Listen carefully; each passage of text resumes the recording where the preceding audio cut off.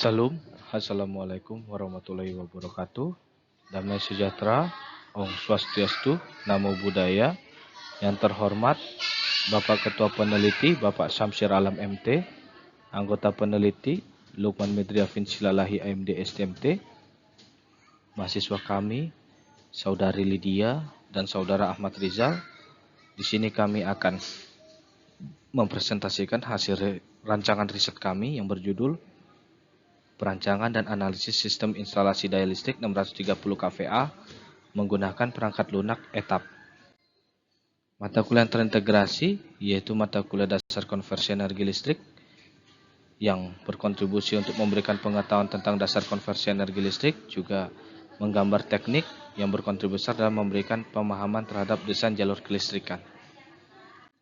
Jadi masalah ditemukan ketika salah satu langkah untuk mencapai energi berkelanjutan dalam industri itu adalah mengadopsi efisiensi energi listrik dengan kehandalan sistem. Kedua, aspek ini menghadapi berbagai tantangan termasuk rugi daya, stabilitas tegangan dan faktor daya rendah, risiko terkait arus tinggi saat motor dihidupkan dan potensi overload pada transformator. Kemudian dianalisis faktor pengambilan keputusan terkait perancangan sistem kelistrikan yang efisien.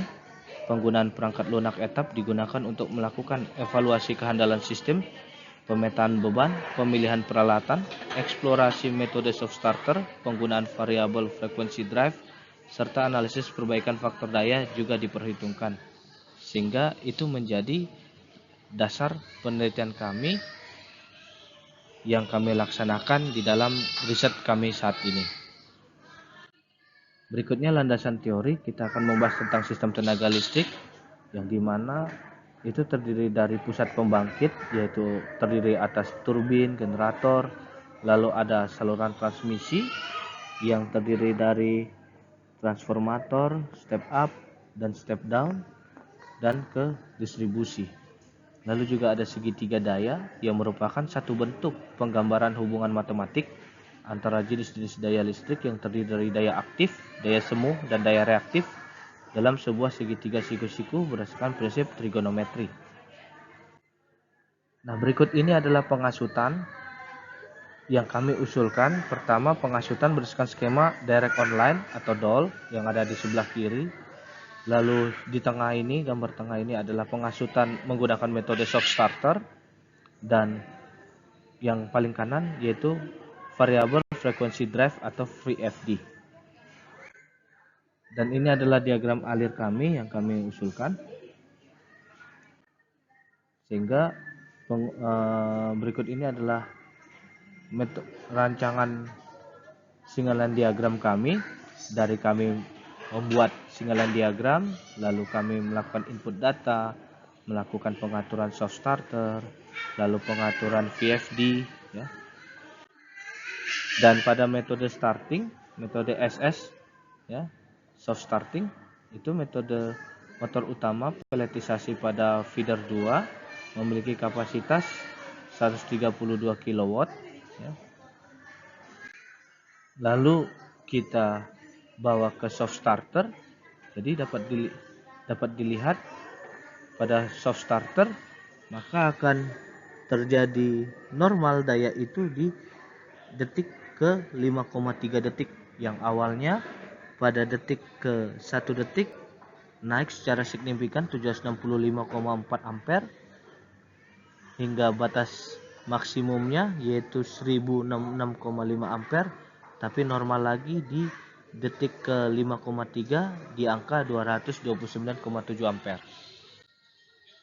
Dan ini adalah perbandingan antara skema DOL dan metode soft starter. Ya, dapat dilihat bahwa pada saat sekitar 4,8 detik di skema DOL memang sedikit lama, di metode soft starter di 5,4 detik. Tetapi dilihat dari sini arus yang mengalir atau kurva torsi motor itu relatif stabil, ya. Meningkatnya tidak signifikan antara skema DOL dibandingkan soft starter, sehingga kalau diperhatikan dari gambar ini, soft starter lebih menjaga atau merawat keadaan motor. Lalu hasil pengujian skema DOL berdasarkan metode soft starter, maka saat motor dioperasikan dengan skema DOL, maka arus awal tinggi sehingga mengakibatkan drop tegangan yang lebih dari 10%. Hal ini mempengaruhi sistem mekanis motor, terjadi pemasangan berlebihan yang merusak motor dan dapat mempengaruhi beban lain. Sebaliknya, penggunaan metode soft starter menghasilkan arus dan torsi awal yang lebih rendah walaupun terjadi penurunan tegangan, namun angkanya masih berada dalam batas yang diizinkan. Dan ini adalah hasil pengujian variabel frekuensi drive yang dapat dilihat. Kalau di garis warna hitam ini adalah pengujian normal tanpa kita menggunakan VFD, tetapi ketika kita uji berdasarkan VFD, berdasarkan frekuensinya kita bagi, normalnya adalah 50 Hz, tapi kita bagi di 8, 16, 24, 31, 39, dan 46 Hz, maka dapat terlihat fluktuasi ataupun perubahannya, sehingga dilihat bahwa beberapa motor pada grup peletisasi mengalami variasi input beban serbuk kayu kering dari 1 ton hingga 5 ton per jam, dan terutama pada motor input belt conveyor. Dan berikutnya pada variabel frekuensi drive terhadap daya output motor juga dapat dilihat pada gambar berikut ini, dan juga konsumsi dayanya. Lalu berikut ini adalah tegangan bus berdasarkan pengujian variabel frekuensi drive, dan hasil pengujian VFD berkontribusi untuk mengoperasikan motor pada tingkat kecepatan yang paling efisien sesuai dengan kondisi beban dan memberikan dampak positif terhadap penghematan daya. Total akumulasi penghematan konsumsi daya untuk 9 beban dalam industri pengolahan biomasa ini mencapai 96,22 kW, setara dengan pengurangan sebesar 63,56% dari penggunaan energi pada kondisi normal. Dan ini adalah single line diagram usulan kami. Dan ini adalah diagram pengkabelan kami berdasarkan feeder 1. Dan ini adalah feeder 2 di peletisasi B.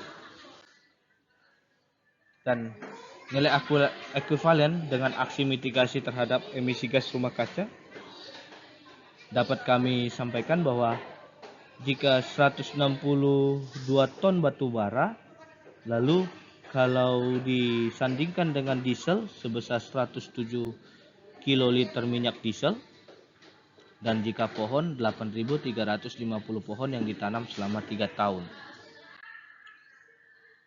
Demikian presentasi yang bisa kami sampaikan.